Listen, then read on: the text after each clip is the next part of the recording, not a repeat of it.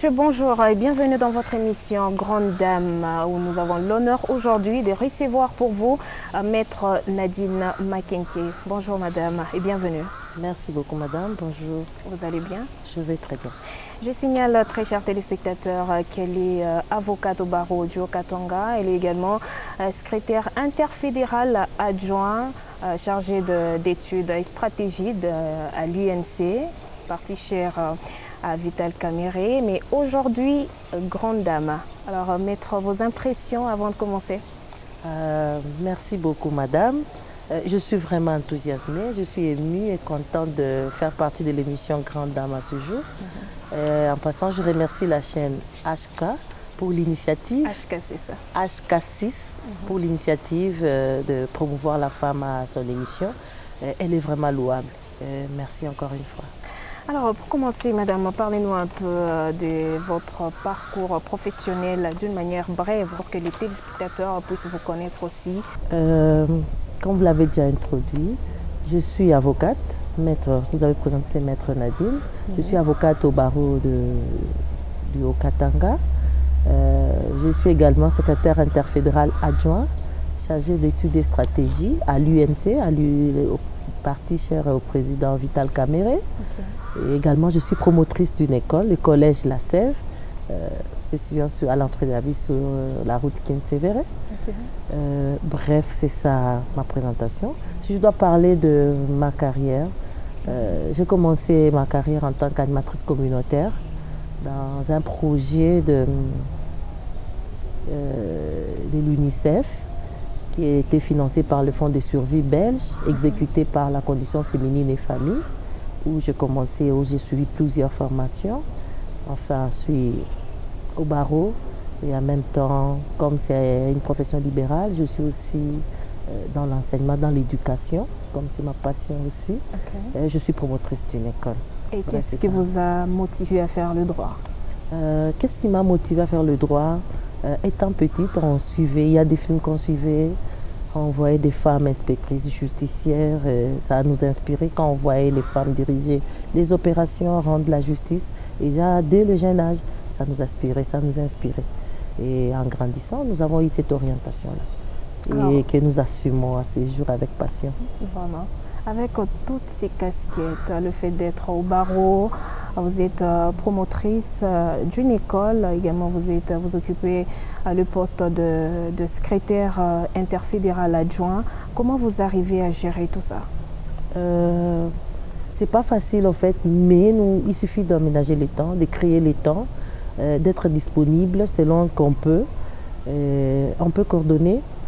Il y a des tâches qu'on donne à des personnes capables, on responsabilise, on donne, par exemple à l'école, il y a un directeur, il y a un coordonnateur que nous contrôlons à partir d'eux, parce que ce sont des techniciens dans la pédagogie, ils sont là, ils assument, et on peut passer juste pour un contrôle et vérifier si tout a été fait comme il se doit. Dans la profession d'avocat, c'est un métier libéral, on crée les temps, on fait ce qu'on peut et on se disponibilise. Et actuellement, la technologie a évolué, il y a les téléphones, on peut contrôler certaines choses à distance et on arrive à concilier les trucs comme ça. Alors, la concurrence est très souvent rude dans le monde du travail. Là, j'espère que vous êtes très d'accord avec moi, mais comment vous arrivez à sortir la tête dans un métier comme celui d'avocat et même dans la politique, parce qu'aujourd'hui la politique est considérée comme la chasse à l'homme. Mais vous êtes femme. Oui, merci madame. Comme vous l'avez dit, c'est pas facile, mais il suffit d'aimer le travail, de faire bien le travail. Et quand le client est satisfait du travail, ça vous attire d'autres clients. On les fait passionnément, on les fait bien. On arrive à concilier, à fidéliser certains clients et à avoir bien d'autres. Et on arrive à assumer, à sortir la tête dans ce monde-là. Dans la politique, c'est pas facile comme vous l'avez dit, mais il faut tenir tête parce que nous avons des ambitions. Nous aimons notre pays et nous voulons vraiment servir le pays et nous voulons donner le meilleur de nous-mêmes. Nous avons vu ce qui s'est passé, ce qui se passe, que nous n'apprécions pas et nous avons compris qu'il faut être là où les choses sont gérées et là nous pourrons peut-être être décideurs un jour Et là où sont votées les lois, on pourra, avec le temps, quand il Est-ce que sera... ça ne vous stresse pas quelque part de voir que vous êtes entouré d'hommes? C'est pas stressant. Vous demandez par exemple si vous pouvez aussi en tant que femme. C'est comme ça, la femme est toujours mise en arrière-plan, mais on montre de quoi on est capable, on arrive à nous faire accepter parce que nous montrons nos capacités et on arrive à nous faire accepter parmi les hommes par rapport à nos aptitudes, à nos capacités, et les hommes nous suivent et ils nous acceptent finalement, bien que ce n'est pas facile. Alors, dites-nous un peu, avez-vous une orientation préférentielle par rapport à toutes vos casquettes? C'est d'abord être avocate ou bien c'est autre chose? Comme je l'ai dit, je suis épouse et mère, j'ai une famille, c'est la famille qui vient avant tout. Et puis dans la profession, j'aime bien ma profession d'avocate. C'est un métier noble et que j'apprécie. C'est la famille qui vient avant tout. Donc, si on vous demandait aujourd'hui d'arrêter avec tout ce que vous faites là, vous allez vous dire, bon, bien, comme c'est la famille qui décide, je laisse tomber. Quand je parle de famille, c'est ma famille, il y a les enfants, il y a tout ça. Nous nous battons aujourd'hui, c'est pour l'avenir de ceux-là. Nous avons fait notre vie. Et quand nous parlons de la famille d'abord, c'est ça même la base. Tout ce que nous faisons, c'est pour eux.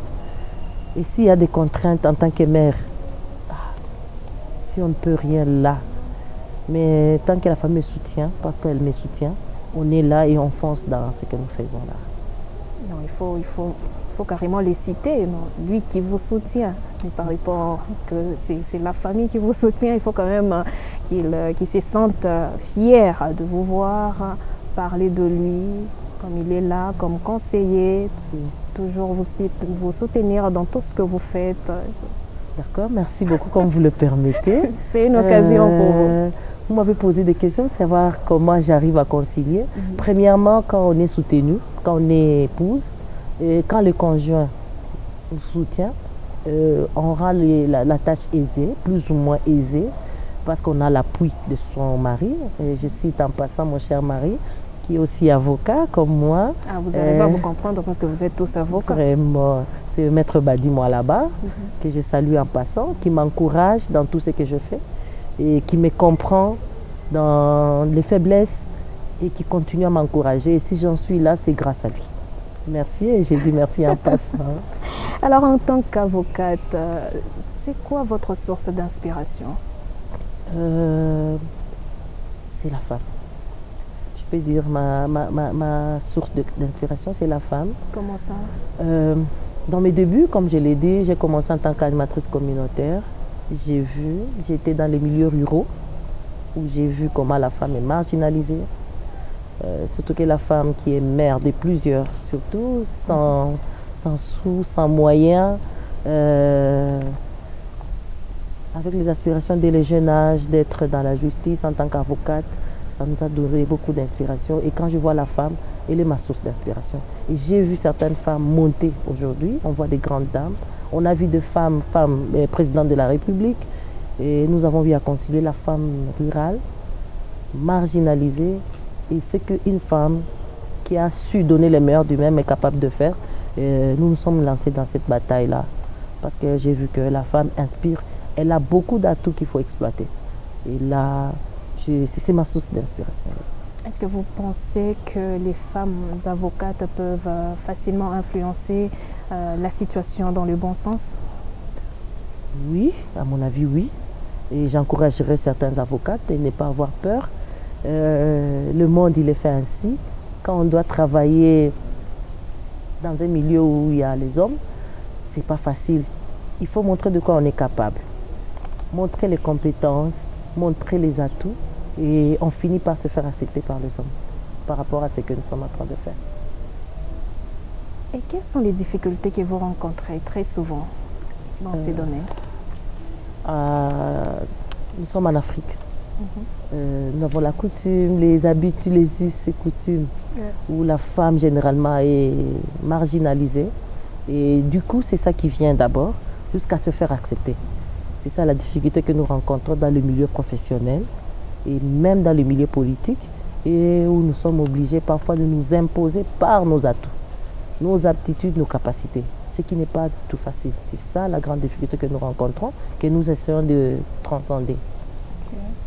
Vous êtes présenté aux élections de 2018, mais malheureusement ça n'a pas été. Est-ce que vous comptez vous présenter encore aux élections de 2023? Parce que moi je peux me dire que ce n'est pas encore la fin du monde. Hein. Bien sûr, j'ai été candidate en 2018 et c'était pas la première fois. Et en 2011, j'ai été encore candidate. Okay. Et pour montrer ma détermination. C'est la deuxième fois. La deuxième fois. Et je suis déterminée parce que j'ai une ambition, j'ai des objectifs à poursuivre. Et je ne lâcherai pas jusqu'à ce que j'y arriverai. Parce que je sais que j'ai quelque chose à apporter pour ce pays, ce beau pays qui va en dérive. C'est quoi la chose en question? C'est le pays, mon pays, le Congo. Quelle est la chose que vous voulez apporter à ce pays qui n'a pas encore? Je pense qu'on doit faire avec la femme. Faire accepter la femme, promouvoir la femme dans beaucoup de domaines, je crois qu'il y aura un grand changement au pays quand la femme va sera acceptée. La femme arrive là où sont éditées les lois, sont votées les lois. Elle arrivera à faire voter des lois qui seront en sa faveur. Je crois que ça changera la situation de la femme, même dans le milieu rural. Okay. Et c'est ça notre lutte. C'est pourquoi on n'a pas lâché. On a été là en 2011, ça n'a pas marché. On a été en 2018. Et dès que les occasions, on continuera avec la lutte. Jusqu'à ce que la femme comprendra que d'abord, il faut voter femme, parce qu'elles sont nombreuses. On ne comprend pas pourquoi les femmes ne passent pas. C'est parce qu'au fond, il y a un problème chez la femme. Elle ne comprend pas qu'il faut faire avec la femme. Elle se sous-estime aussi quelque part. Elle se sous-estime, elle sous-estime les autres femmes. Et c'est ça que les grandes difficultés que les femmes rencontrent face aux autres femmes. Et nous continuons à sensibiliser les femmes pour qu'elles comprennent que chez les femmes, il y a des atouts, des potentiels à exploiter qui restent là, inactifs. Et je crois que quand la femme saura qui elle est, je crois que ce Congo changera. Mais avant 2023, il y a le calendrier électoral qui prévoit les élections municipales et urbaines. Est-ce que vous pensez s'y présenter? Ou bien vous allez attendre seulement 2023? Non, pourquoi pas? J'ai bien dit que... Parce que vous rêvez grand alors. Si je ne me présente pas, je pourrais promouvoir une autre femme à la place. Selon les atouts, les aptitudes. Il y a des femmes aptes. Et si notre femme passait, et je suis derrière à appuyer j'aurais fait quelque chose.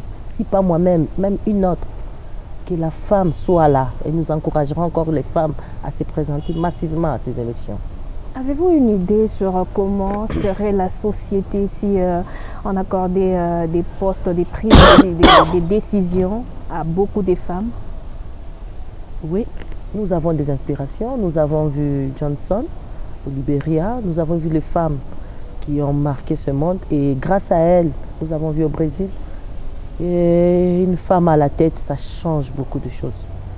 Parce que c'est d'abord une mère qui comprend les soucis de la femme, de l'enfant et qui pense à l'avenir. Je pense que quand les femmes comprendront et quand à la tête de ce pays on aura une femme, on aura plusieurs femmes, je crois que ce pays va changer. Je pense que la femme a beaucoup à apporter à notre pays. Et tant qu'elle est encore marginalisée, nous sommes dans la situation que nous sommes. Donc on doit vraiment promouvoir la femme, on doit faire avec la femme parce que les femmes qui ont compris de quoi elles sont capables et qui sont capables de donner le meilleur d'elles-mêmes, on doit faire avec elles. On doit vraiment promouvoir la femme et ça changera beaucoup dans ce pays. Mesdames, Messieurs, vous êtes dans votre émission Grande Dame. Nous allons continuer, mais d'abord découvrons ce que les gens pensent de Maître Nadine Mankinké par rapport à ce qu'elle est, par rapport à ce qu'elle fait dans la société et on se retrouve juste après.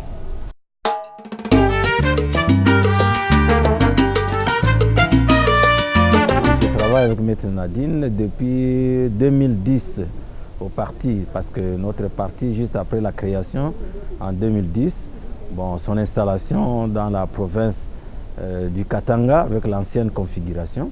Et nous avons commencé à travailler avec elle au niveau d'abord de la fédération et puis au niveau aujourd'hui de l'interfédération. Et oui, Maître Nadine Mankinké Kakitama, elle est avocate et au parti, elle est secrétaire interfédérale adjointe. Elle est chargée d'études et stratégies. C'est vraiment une femme dynamique, courageuse qui sert le parti, vous voyez, avec la fonction d'études et stratégie. Elle nous aide, c'est vraiment un stratège dans beaucoup de choses. Oui, comme je disais, c'est une femme en tout cas recommandable, elle travaille bien parce que, comme j'ai dit, elle est chargée d'études et stratégie. Vous voyez, en politique, quand vous avez des activités, des choses à mener pour la redynamisation du parti, pour des actions, elle est là et puis elle donne de bons conseils. Et puis avec son cadre d'égaliste, d'une femme de loi, elle vous conseille aussi dans ce sens-là pour ne pas tomber dans des erreurs. Vous voyez, donc elle fait bien son travail, son département d'études et stratégie. Et aujourd'hui, si nous avons beaucoup de membres, beaucoup de militants à Lubumbashi, au Katanga, il y a aussi sa contribution et sa part. Tout ce que nous pouvons souhaiter à Maître Nadine Makenke, de bonnes choses, un avenir fructueux. Vraiment, c'est un cadre. Et moi, personnellement, je n'hésiterai pas de la recommander même à occuper de hautes fonctions dans ce pays. Et comme maintenant, là, l'eau est en train de bouger, en tout cas, je la recommande parce qu'en 2011, elle était candidate à la députation nationale. Et même en 2018, elle était candidate à la députation nationale et provinciale.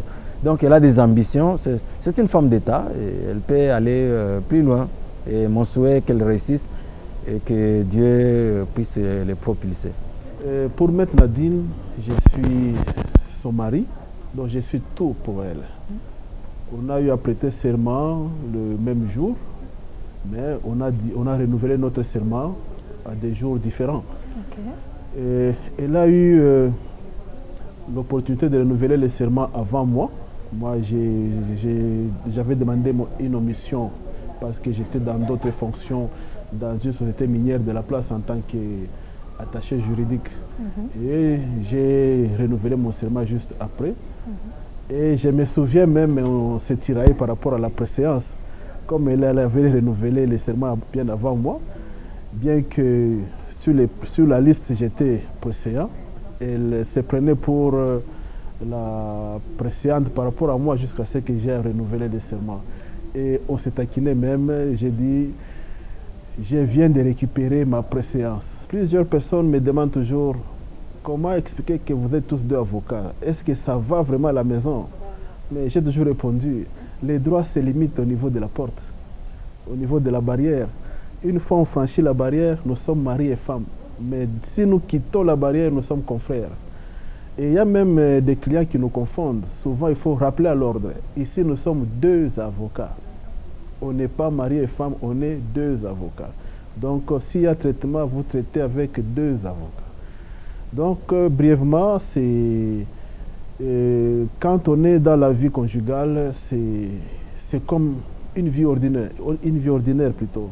Donc, c'est une vie normale. Quand on arrive, moi, je me jette dans le canapé, elle s'occupe du reste. Et par moments, je peux voir que nous sommes tous fatigués. Je peux toucher ici, là-bas, elle se fait cela pour que...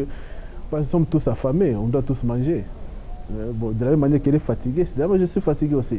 Je peux dire que ça, c'est instinctivement donné à une femme. En tant que femme, une fois qu'on est à la maison, elle le fait spontanément. Par moment, c'est moi-même qui lui dis d'arrêter parce qu'elle est fatiguée. Tu peux laisser ça aux autres.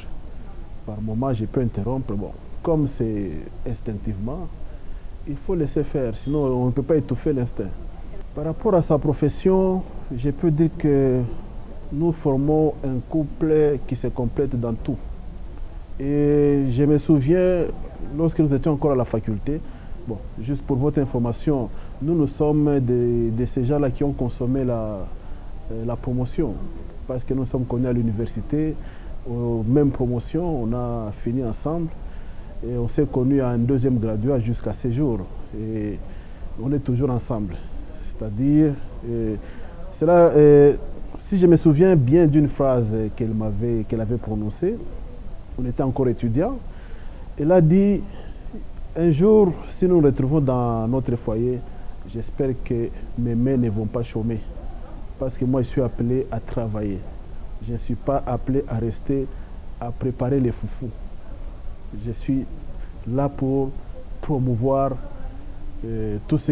à faire ce que les femmes ne veulent pas faire. C'est alors que j'avais compris que non, j'avais affaire à une femme de fer. Il y a aussi l'esprit d'innover. Je me suis mis à la promouvoir aussi en tant que femme et à la soutenir dans tout ce qu'elle a voulu faire. Bien que c'est difficile au début, parfois ça ne tient pas, mais le fait que je sois derrière elle, ça donne toujours de la force, du tonus et elle y va toujours de l'avant. Souvent, quand nous avons des dossiers, j'aimerais prendre ses derniers conseils. Donc, je la considère comme ma dernière conseillère. Je peux prendre tous les avis des uns des autres, mais je me rabats à elle. Toi, qu'est-ce que tu en dis? Et cette discussion-là nous permet, à la sortie de la maison, nous avons la même façon de voir les choses. Et voilà pourquoi nous avançons toujours. Qu'est-ce que vous lui souhaitez? Tout ce que je souhaite pour elle, c'est de la voir un jour occuper, pourquoi pas, le poste du président de la République. Si elle pouvait être la première femme président de la République, ce serait... Pas complexé.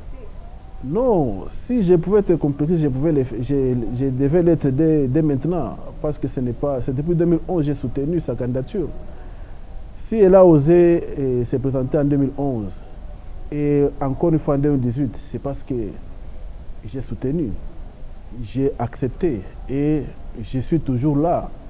Et j'étais même son directeur de campagne. C'est moi qui ai battu sa campagne. Donc, j'ai confiance en ma femme. Je sais de quoi elle est capable. Et rien ne peut se faire sans que je le sache. Donc, elle est ma meilleure amie, comme je l'ai dit au début. Elle est ma partenaire. Elle est mon associé. C'est un confrère pour moi. Donc, il n'y a rien à craindre par rapport à sa carrière politique.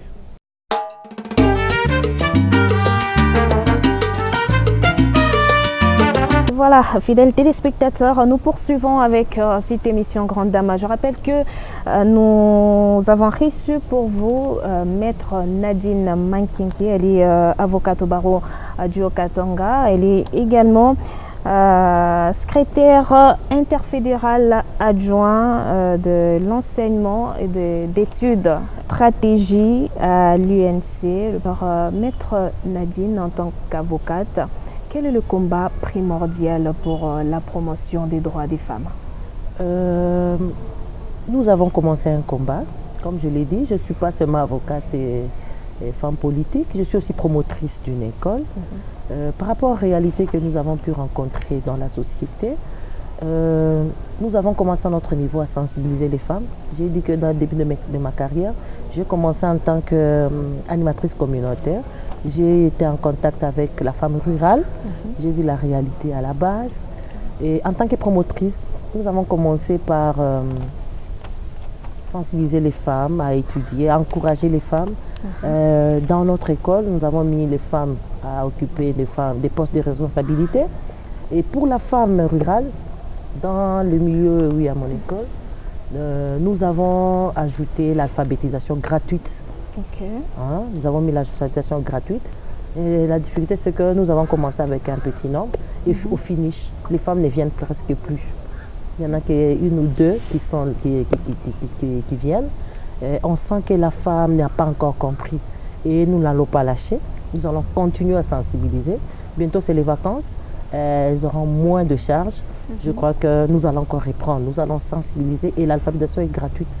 Nous voulons vraiment promouvoir la femme dans le milieu rural. Dans le milieu urbain, nous demandons à la femme de ne pas toujours attendre tout de l'homme. Il y a des femmes licenciées en droit. Il y a certaines collègues avec qui nous avons fini qui n'ont jamais voulu postuler au barreau ou à la magistrature ou à autre chose. Elles sont demeurées femmes au foyer, ce qui n'est pas encourageant. Parce qu'en tant que femme au foyer, c'est une main-d'œuvre qui chôme. Peut-être qu'elles ne sont pas soutenues comme vous. C'est ça la lutte. Nous continuons à sensibiliser les femmes et parler aussi aux hommes. C'est un message que nous annonçons. Vous allez annoncer. Donnons aussi aux hommes. Nous allons y arriver. Merci madame. Nous allons y arriver. Mais dites-nous d'abord, est-ce qu'il vous est déjà arrivé de travailler sur des affaires judiciaires emblématiques? Bien sûr. Je crois j'avais un dossier au niveau de Kibali, dans la province orientale. Et il y avait un procès en flagrance où nous avons assisté à un motard qui a été poignardé. Okay. C'était un dossier en flagrance où un militaire séquestrait ses détenus et il les faisait mordre par des serpents. Alors il y avait la clameur publique, c'était en flagrance et ce jour-là nous avons occupé et ce jour-là on a fait parler aussi de nous. Et c'était quoi le résultat? Finalement, les criminels ont été condamnés, ce que la population a vraiment apprécié. Okay. Visiblement, vous êtes une femme ambitieuse. Quel est votre prochain challenge dans la politique? Comme je l'ai dit, j'ai été candidate en 2011. Je l'ai été en 2018. Et j'aspire à de grandes choses. Pourquoi pas la présidence plus tard? Wow. C'est pas impossible, comme je l'ai dit. Nous voulons que les femmes, que moi-même en tant que femme, arriver là où sont votées les lois. Je crois qu'on pourrait, si on est nombreuses, faire passer des lois qui seront favorables à la femme. Et c'est ça notre lutte. Que la vie de la femme congolaise principalement change. C'est notre lutte. Et quel est votre plus grand rêve? Ne me parlez pas d'abord de la présidence. Votre plus grand rêve, je sais qu'il y en a beaucoup, mais le plus grand. Mon plus grand rêve en tant que femme, c'est me retrouver un jour, occuper un poste et à gérer la chose publique du Congo. Un jour. Okay. Ouais. Et voir beaucoup de femmes, parce que je suis dans la sensibilisation, je suis dans plusieurs choses, voir les femmes accéder à des postes, plusieurs femmes avec moi, bien sûr. Et ensemble, nous nous soutenons pour faire de grandes choses. C'est mon plus grand rêve. Maître Nadine, pour finir, un mot de la fin à toutes les femmes qui vous regardent. Ce que je dirais à toutes les femmes, c'est de ne pas baisser les bras. Chez la femme, il y a des potentiels qui ne sont pas exploités, comme je l'ai dit dans mon récit. Et je demanderai aux femmes et ainsi qu'aux hommes d'encourager les femmes, à exploiter les potentiels qu'il y a en elles. Pas forcément avoir de grands diplômes, pour ceux qui n'ont eu de grands diplômes, de les exploiter. Parce que le Congo de demain a besoin d'elles. Elle est proche de nos enfants qui sont l'avenir de ce pays. Et quand elle a une bonne éducation à donner, une bonne orientation, je crois que ça commence par la femme et l'avenir des enfants est même garanti. Et nous aurons un Congo meilleur demain. Et c'est la fin de ces magazines féminins sur votre télévision. Merci mesdames, merci messieurs de nous avoir suivis. Nous vous retrouvons le mardi prochain. Ça sera avec le même et réel plaisir de vous servir. Restez avec nous sur la télévision, au-delà de l'imagination. Merci à vous, Maître Nadine, d'avoir répondu à notre invitation. Merci beaucoup, madame. Et nous vous disons au revoir et à très bientôt.